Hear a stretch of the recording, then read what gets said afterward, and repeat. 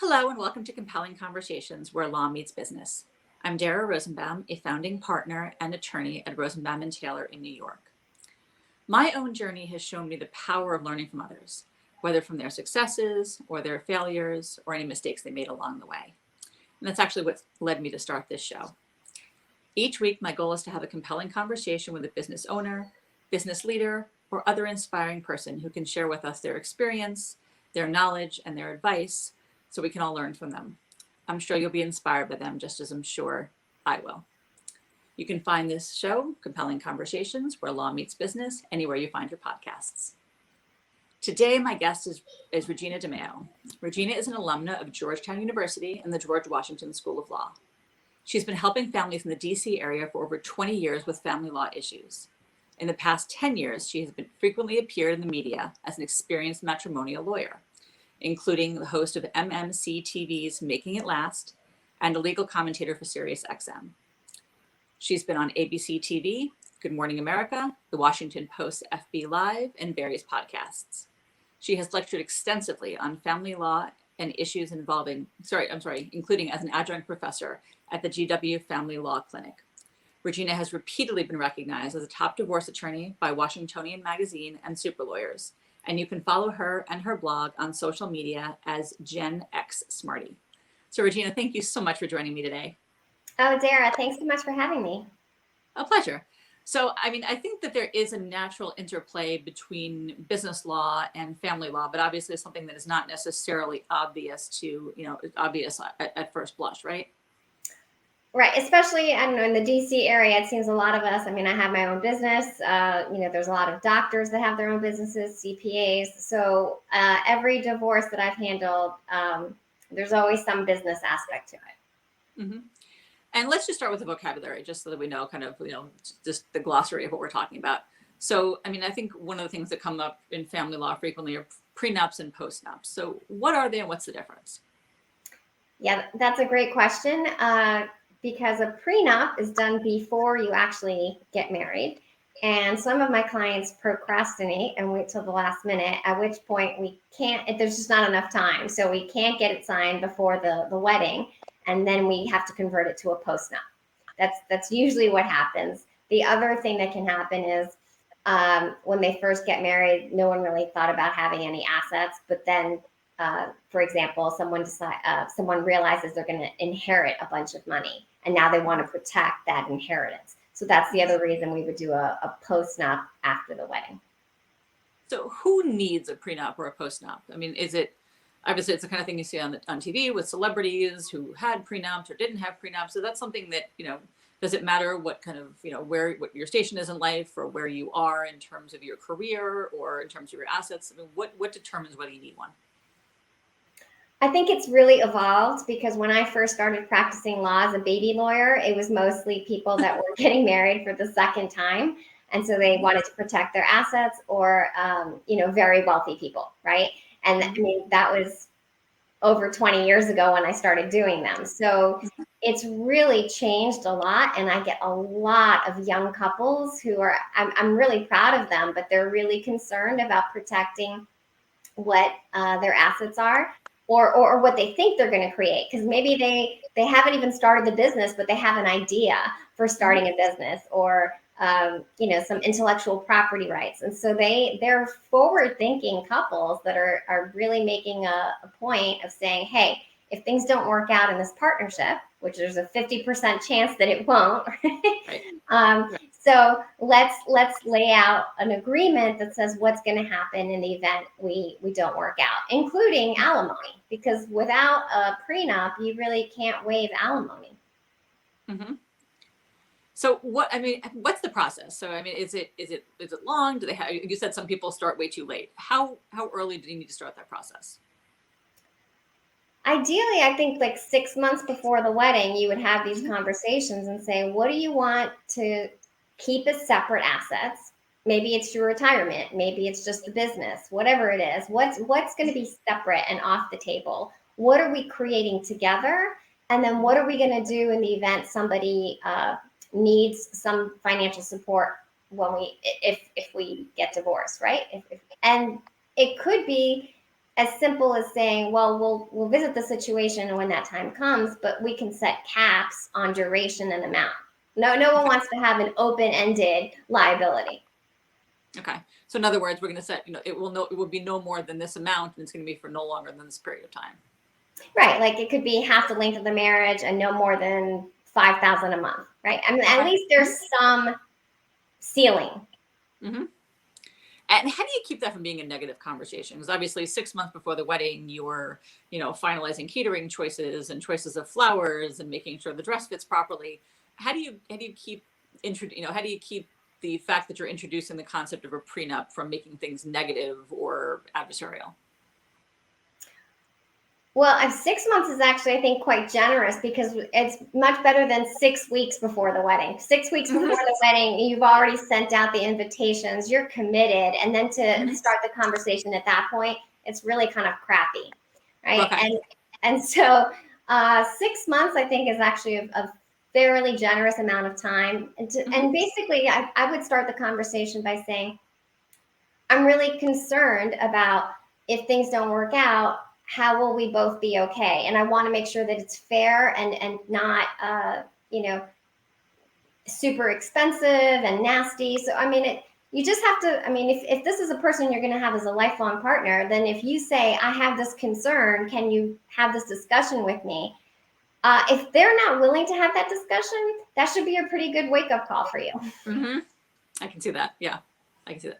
So what's the process? So when somebody comes to you and says, okay, we've decided, we've had that initial conversation and we need to do a prenup, what are the first steps? They each have to have their own attorney. So, in order for it to be valid, you want it to be signed well in advance of the wedding with full financial disclosures, which means everybody creates a spreadsheet of their assets and liabilities. And then they each should have their own counsel that has reviewed it for them and explained what they're agreeing to. And with 6 months in advance notice, you have plenty of time to negotiate, come up with those schedules, and really discuss it all carefully. You can even go to a marriage counselor. You can talk to a mediator. I mean, there's so many ways that you can handle this when you have ample time. So I just can't stress enough the importance of it. But once they come to me, I mean, it doesn't take me very long to draft it. So you're just paying based on hours, right? It's the hours that it's going to take me to finalize this agreement. So I meet with a client. It takes a couple of hours to draft it. If they don't have any changes, they just notarize it and they're done. Right. It really is not expensive. And does it change through the course of the marriage? Like you said, sometimes people are anticipating assets, but what if something changes? There's an asset that wasn't anticipated. There's an inheritance that wasn't anticipated, or a big, like I said, IP or a business growth that wasn't anticipated. Can that be addressed later? Yeah. I mean, there's always addendums, right? Just like you sign a rental agreement and then you have to renegotiate in a few years. I mean, it's like any other contract. Any other contract can always be renegotiated. Okay. And we've talked obviously about alimony and, and support. What other kinds of things are people addressing in a prenup or a postnup? So I put a confidentiality clause in a lot of mine because no one wants to be like Johnny Depp, right? Right. I mean, that is the perfect example of what you want to avoid. Right? Yeah. So normally I try to put in a provision that there will be no disparaging comments about the other person on social media. That's a big one. Agreeing to use mediation or arbitration to avoid going to court in the event of a divorce. A lot of mine have move-out provisions. So, for example, if they're living together, in some states, I mean, you could be waiting 2 years, especially with COVID backlogs, before the judge would ever decide who gets to keep the house. Well, that's 2 years where you're a long time. So in my prenups, I tried to put a provision in the agreement that says, in the event it's not working out, you'll give the other person notice. Maybe there's a 90-day time frame to negotiate a buyout. But if you don't agree on the buyout, it immediately gets listed for sale with a mutually agreed to realtor at the price that the realtor recommends. So, you're moving. The point is to get the process going and not being stuck in limbo with someone you really don't like for 2 years. I mean, it sounds like a lot of it is anticipation. So you have the experience, obviously, to know that these are the kind of things that are going to come up. And it seems like it's changing. I mean, obviously, you probably 20 years ago, you weren't so concerned about what people were doing on Instagram. Right. No, I mean, it does keep evolving. But yeah, I mean, it's really important today to make sure that you protect, not just like your assets, but also your reputation. Your reputation is so much. I mean, employers are making decisions based on what you post on Instagram and Facebook, right? Right. Future And what partners someone else is posting about you. Yeah, exactly. Yeah. Why is it so important? I mean, whether you're a young couple or an older couple, why is it so important, especially for business owners? Why is it so important to have those kind of documents, prenups and postnups, put together and done well? Well, especially for business owners, the issue is if you're getting divorced, you don't really want to drag your partners into it, right? But all of the business documents would have to be disclosed in a divorce, right? And your partners could be deposed. And so now they're taking time off of business, right? In order to deal with your mess. So Right. it's actually quite embarrassing. And a lot of companies are requiring shareholders to have a prenup or postnup in place because they don't want to have all of the business issues dragged into a courtroom proceeding. And so what is the prenup preventing in that, or a postnup preventing in that case? How is it limiting what's going to be disclosed or who's going to be deposed or anything like that? I mean, you could completely say that the business is not a marital asset and therefore is not going to be subject to any division or discovery process. Or you can just have a mechanism in place that says, well, we agree that this is the value of the business now, and so that it's only the growth on the business that's going to be the marital portion. I mean, there's all sorts of conversations we can have about how to protect the business, but it is actually very important to take that into account. What are I guess, other than just inconveniencing everybody, are there any other dangers to not having that prenup or postnup in place when you're a business owner? I mean, there's a significant cost to having all of these things valued, right? I mean, a business valuation can cost anywhere between starting at $5,000 and going up to $50,000. And then you have to have the expert come and testify. And then you're going to have competing experts because it's never, if you're in court, it's never just one expert that's testifying, right? So now everyone has their own. Right. So two people are now going through, 5 years worth of tax returns and basically they're auditing your company. And that's a lot of information that's now being disclosed to people that you don't even know. And what are their precautions that they're taking to keep your information safe? It's a very invasive process that no business should want to have to go through. And I'm imagining you would recommend a postnup then if somebody creates a business during the course of the marriage. Right. And that happens a lot. I can see sort of the crystal ball that you have to have with respect to working with clients and saying these are the things that could come up and these are the things that we already know are going to come up, because obviously there's people grow and change and get older and you come up with some new issues. Right. I mean, all sorts of opportunities keep changing. I mean, you could be a student and not think you have anything, and then 10 years later, all of a sudden, you're being offered to be a shareholder somewhere, right? Okay, so that's not unlikely. That happens to most of my clients. I mean, a lot changes in 10 years. Right. And it sounds like, so then you would be able to either agree at the beginning, during a prenup, to say like, okay, this is what we're going to do when we get to that point, or you can determine how it's going to be handled. Is that fair to say? Yes, exactly. Okay. So what has your own journey been like as far as, being a business owner and practicing on your own? What has that been like for you? So I love how it's evolved for me. I have to say, 1998 is when I graduated law school. There was no collaborative divorce at that time. It wasn't even taught in the law schools, right? And so I had to get trained later in doing that, and then got published and have written extensively about this new process. But that whole process didn't even exist. Then there was no Instagram or Facebook, or the social media stuff didn't exist until 10 years ago. And so for me, it's been really interesting getting involved in that. And it's a great way to educate the masses about what we do. But so for me as a business owner, it's also created a lot of challenges because there's a lot more information available online. So now people like, oh, I can just download a prenup and do it myself. Well, you could try, but you're not going to have a live human being with 20 years of experience walking you through all these different scenarios. So go ahead. I say about business contracts all the time. Like, yes, you can find one online. I don't recommend it. Right. I mean, you could try and play lawyer. Yeah, you can.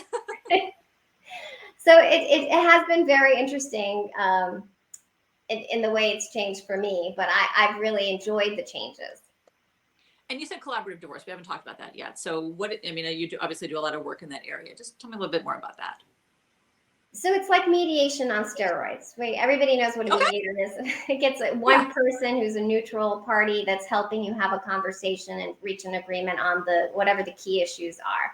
And I've been doing that a lot from the beginning of my career. But the collaborative process is relatively new. And basically, each party has their own attorney, but everybody signs an agreement to work together confidentially and keep everything out of court. So even the lawyers have signed a contract saying that they're going to stay out of court and work with the couples to help them reach an agreement on the key issues. And it's a great way to keep all of your dirty laundry from being aired. Mm-hmm. Is it less expensive than court? Yeah, it's less expensive than court. It's more expensive than mediation, right? Because now you have two professionals working with you. Right. And can you do a collaborative divorce in that process? Go through that process with or without a prenup, or do you want a prenup in that case? No, we can do them without. And we've also done collaborative prenups. So when there's a lot of issues to be discussed, we've actually had collaborative meetings to reach the agreement on the prenup. And do you find the collaborative divorce something that's possible even when there's a lot of animosity or a lot of stress, and a lot of drama? Or is that something that is kind of a better use for people who are, generally getting along, but deciding they don't want to be married anymore? Oh no, these people hate each other. There's no. Okay. They're not doing collaborative because they want to, be so nice to each other. It's that really in DC, it's a privacy issue. Like there's a lot of us, you see what I'm saying, that have reasons that we want to keep stuff out of court, and it has nothing to do with, wanting to play nice with the other party. Okay, so collaboration isn't necessarily the way people feel about each other. It's just the way of keeping everything much more confidential. Right. And you can speed up the process as quickly as you want or slow it down, right? Once you go to court, you're dealing with the court schedule and the court's deadline. So the beauty of a collaborative process is that you control the pace. Mm-hmm. I mean, if someone says, I want to do a meeting a week and be done with this in 2 months, we can do that. Mm-hmm. Good luck getting that in court. Right, exactly. You're never going to get it done that fast, especially in places like New York or DC. I mean, there's too much backlog, especially with COVID. Right.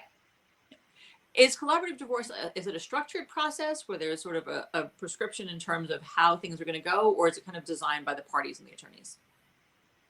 There is a process, and you have to be trained to do it. It's not like somebody can just say, oh, I feel like collaborating today. That's not how it works. So I did my mediation training and my collaborative training over 15 years ago. And then I continue to take, ongoing classes.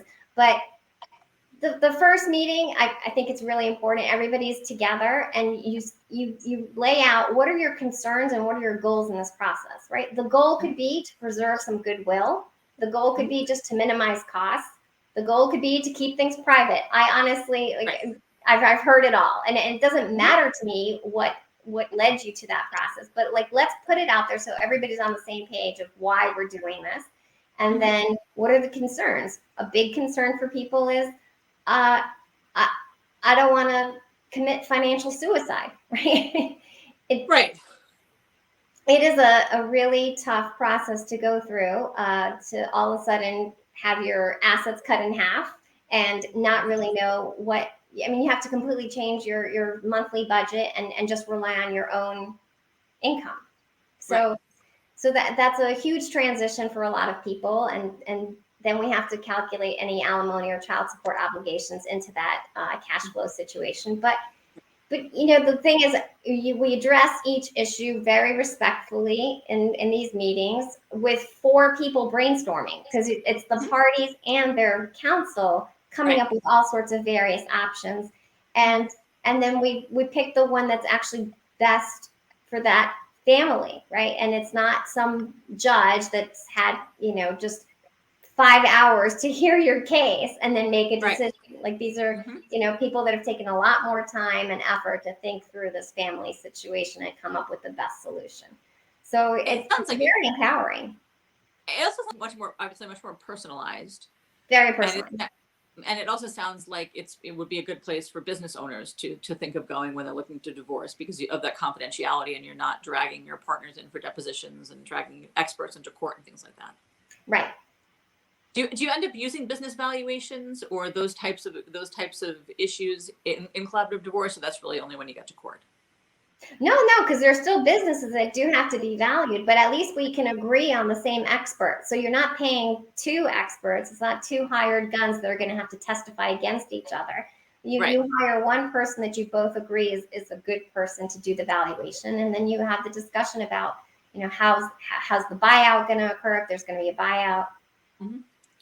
It sort of, I guess, begs the question. So people who hate each other, how do you get them to agree on an expert? Because they're not making the decisions, the attorneys.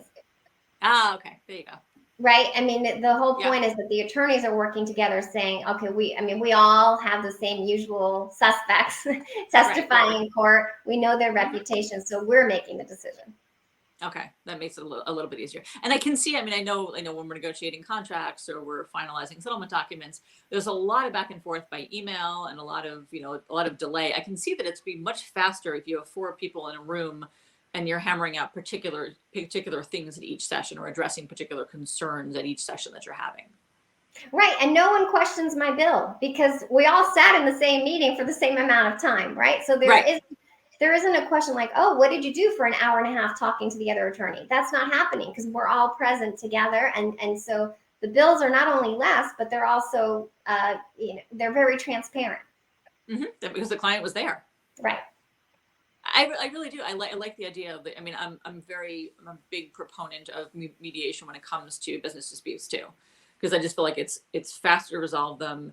It's less, it generally, you want to get to the same, we want to get to a resolution point faster without spending a ton of money, without investing a ton of time and dealing with all that emotional energy that goes into having that thing drag on for years and years. And it sounds like it's the same with divorce. Right. Exactly. Yeah, I can definitely see that. Divorce is a business partnership that's dissolving.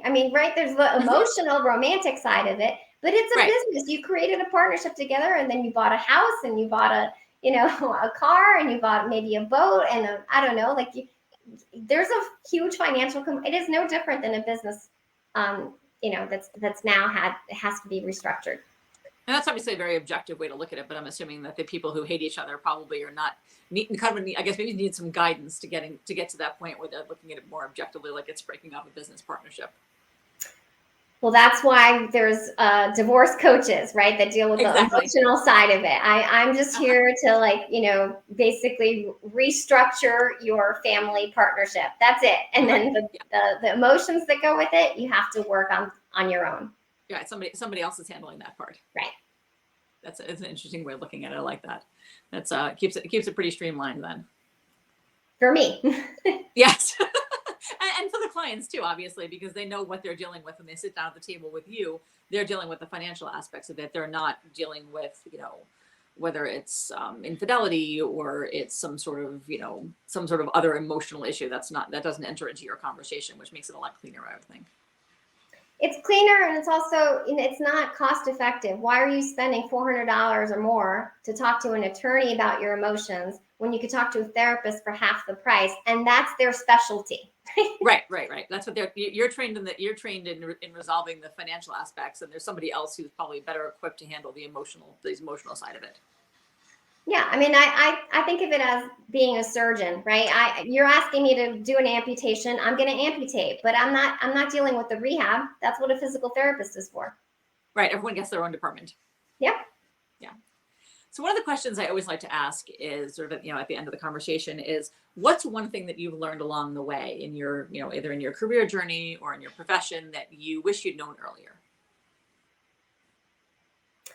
For me, that's easy. I just really wish I had taken more classes in psychology early on, because the legal stuff is easy. The legal issues are, for me, super easy to deal with. But it's the emotional baggage that people come in with, right? And actually, it's for any. I mean, if they're coming to a lawyer because they have a business dispute or family dispute, or there's a death in the family, there's a lot of emotions, and we were not trained in law school to deal with those emotions. So if there's one thing I wish I could go back and do, is I would have started learning more psychology earlier on. It's what I've done the last 20 years, because I've really had to understand the trauma that my clients are going through, the fears, the insecurities. But it's also helped me personally, right? Because once I know what the issues are, I mean, it's just, human beings are so fascinating, and emotions, they tell you so much, and you can work through them. You just have to really take the time to process. And if I could go back in time, I would have found a therapist a lot sooner to help me with my own emotions, because life is complicated. Life is complicated for everybody. Yeah.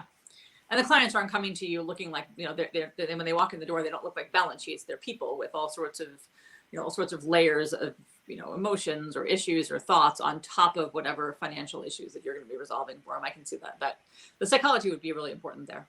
Right, because they're hurt, right? But our job is to how can we repair this really financially? That's right. That's what we're trained to do. But there's a lot more repair that needs to happen outside of the courtroom and outside of our process that really is very important. I had a friend once who was going through a divorce, and he said, well, we're not going to fight about money. And I said, well, of course you're going to fight about money, because you don't love each other anymore and you want to get divorced. So what else is, what else is there? It's like, I don't think we're going to fight about money. They fought about money. And I think that, it was probably very helpful that the attorney they were speaking to sort of understood that it was not going to be as simple as, let's just write this down on a piece of paper, come up with a number and run it through a calculator. So I can definitely see that sort of personal, emotional side and that kind of understanding of where people are coming from being really helpful. And I think it's really sensitive of you to recognize that and to see that that's something that would be helpful for you to understand. Absolutely. Yeah, I like that a lot. Regina, this has been a fabulous conversation. I've learned a ton, and I think that definitely listeners will really have learned a lot in terms of, what family lawyers do, what collaborative divorce is, the need and the importance of prenups and postnups. This has been wonderful. Thank you so much. Oh, thank you so much for having me. And how can people find you? How can they get in touch with you? So the easiest way is, I guess, my website. You can go to reginademeo.com, and then you can follow me on social media: Facebook, LinkedIn, Twitter, Instagram, and YouTube. My handle is Gen X Smarty, but Smarty like the candy. So SMARTIE. I love it. That's cute. Well, I will be sure to include all those links when we post the episode. So thank you very, very much. I really appreciate it. Oh, you're welcome. Thanks so much.